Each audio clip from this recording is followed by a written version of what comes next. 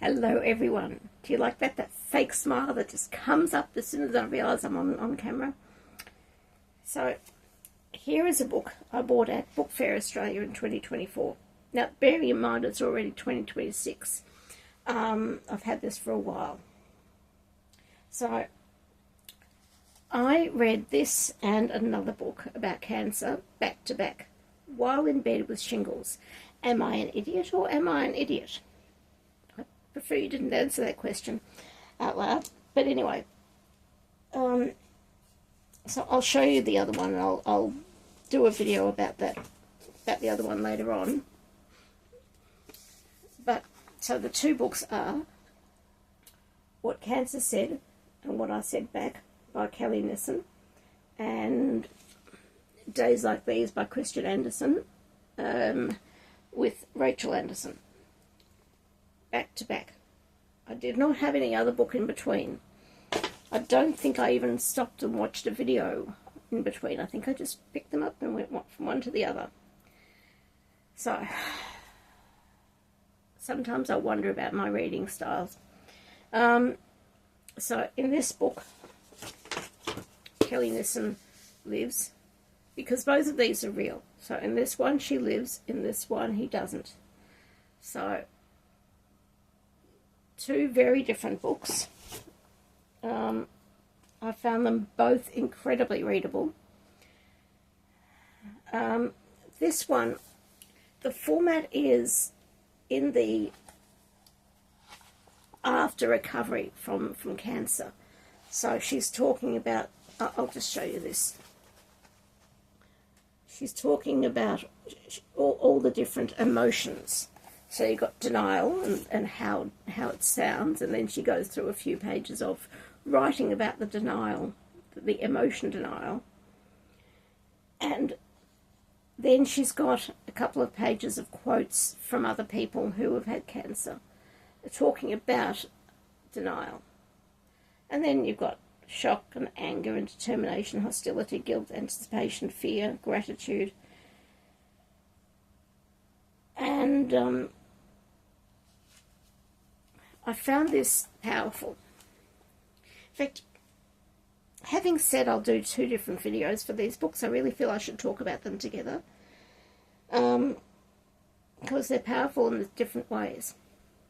So this one goes through all the emotions, and she's incredibly lucky to be alive, because cancer, it can take you whatever age you are. I've known people who are very young, people who are very old, and everyone in between.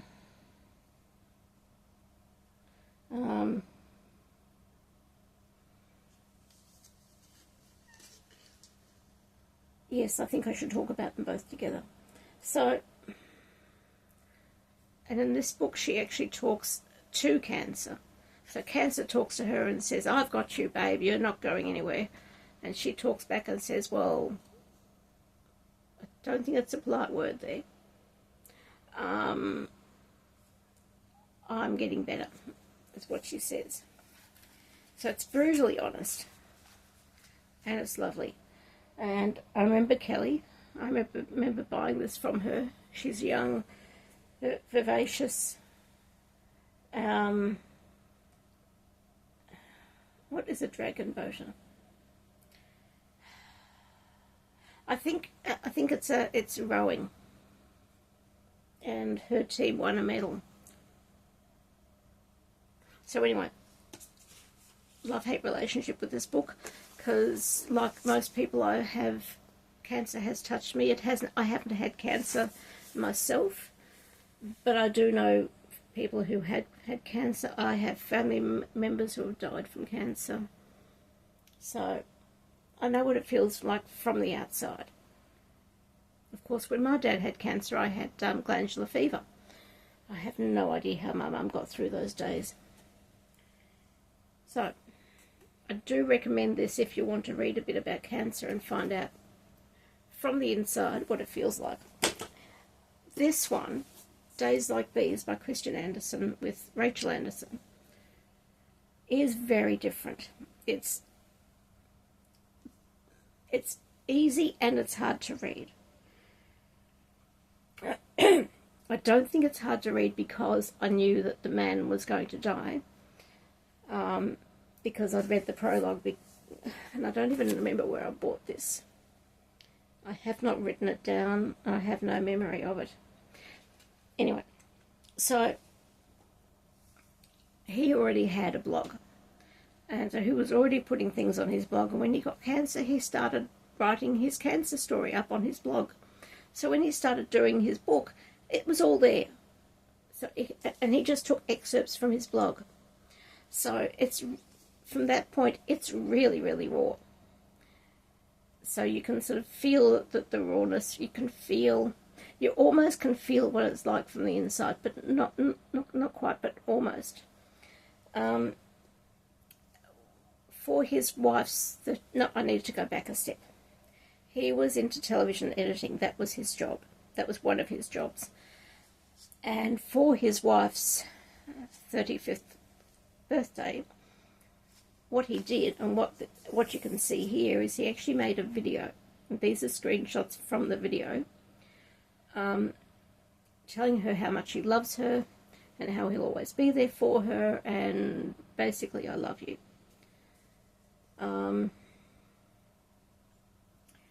And because he's in television, he's got contacts, so he got his friends to put it out there, to talk to some of other friends, 6 degrees of Kevin Bacon or whatever, and he got people like Hugh Jackman to do a part. Hugh Jackman, there we go. Hugh Jackman. He did a little snippet for the video, and then this video went viral because everyone loves the love story. Well, except for me. Although I would have preferred that he lived and that they stayed together. That really would have been a much better outcome for me. But it's real life, and you can't change real life. And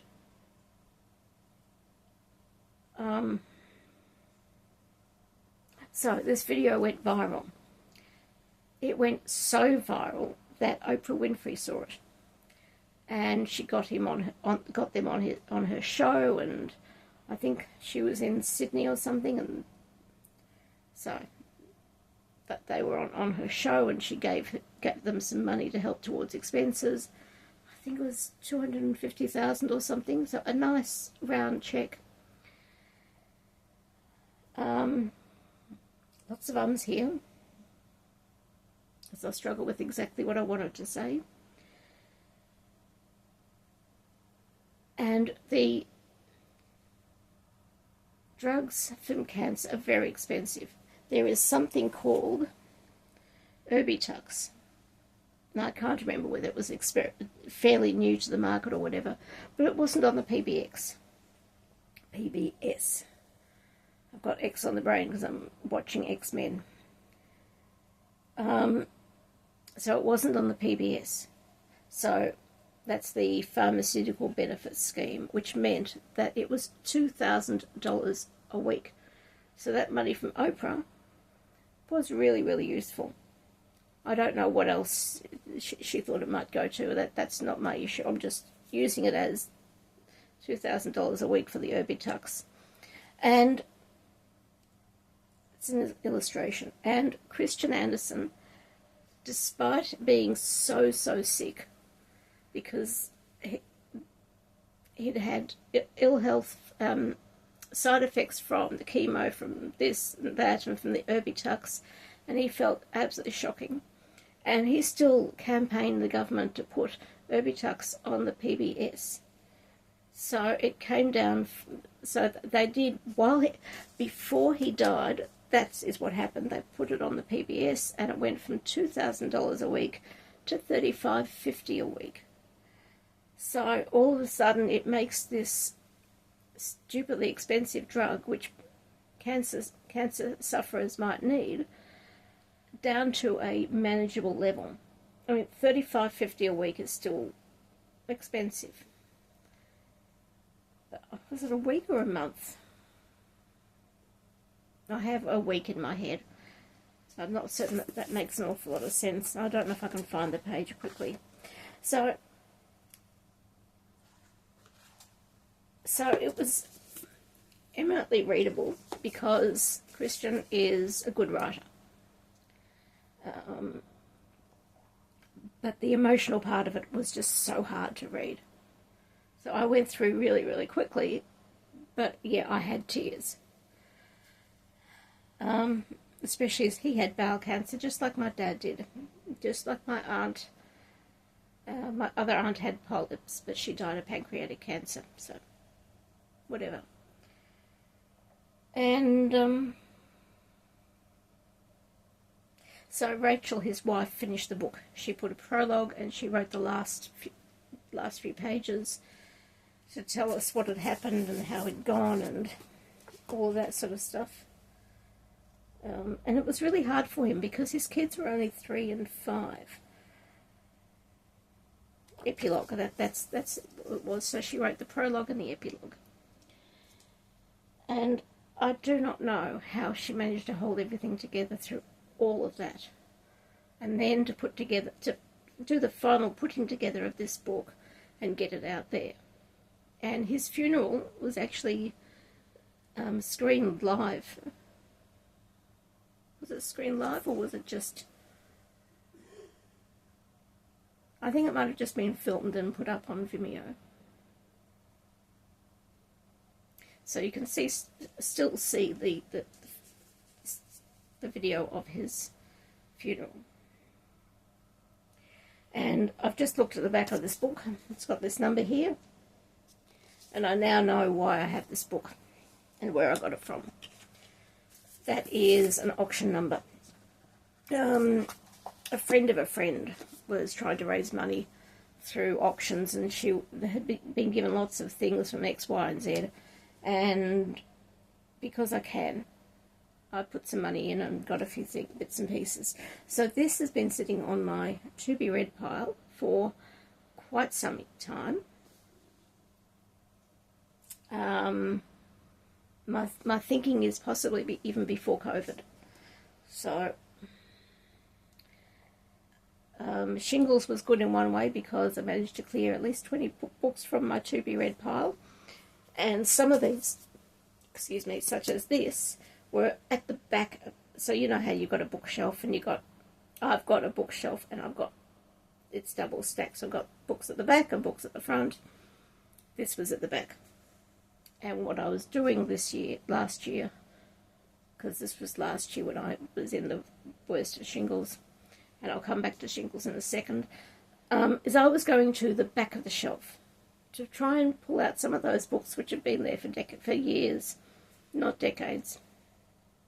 I think I've cleared all the books which have been there for decades. Maybe.